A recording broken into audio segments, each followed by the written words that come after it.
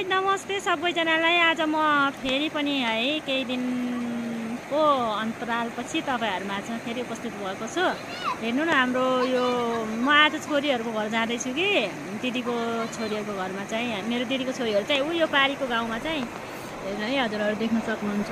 उ यो पारीको गाउँमा चाहिँ उ यो माथिको गाउँमा चाहिँ बिहे भएको छ हैन। अनि त्यही भएर म चाहिँ अनि आज तिनीहरुलाई भेट्न भनेर गएको है। तर खोला कत्रो आएको रहेछ के गाइस हेर्नुस् है। म चाहिँ चढ्न सकिरहेको छैन। छोरीहरु दुईजना छोरीहरु हो, ठुल दिदीको छोरी र माल दिदीको छोरी। तलपट्टिको चाहिँ माल दिदीको छोरी हो, माथिपट्टिको चाहिँ ठुल दिदीको छोरी हो। यो दुईजनाको यही बिहे भएको छ र यतापट्टिको चाहिँ यो मेरो नानी हो। नजा नजा भन्दैछु मानिरहेको छैन है। खोलामा म चाहिँ साह्रै डराउँछु। अलिकति धमिलो खोला देख्न आउँदैन गाइस। मलाई चाहिँ एकदमै डर लाग्छ।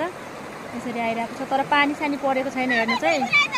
तर खोला चाहिँ आइरहेको छ, पानी परेको छैन, खोला चाहिँ आइरहेको छ हेर्नुस् न। यस्तो छ के गर्नु गाह्रो छ नि। पुल भइदिएको भए कति सजिलो हुन्थ्यो होला है। मेरो नानी डराउँदैन कति पनि, म तर्छु भनिरहेको छ। म चाहिँ सक्दैन गाइस है खोला तर्न।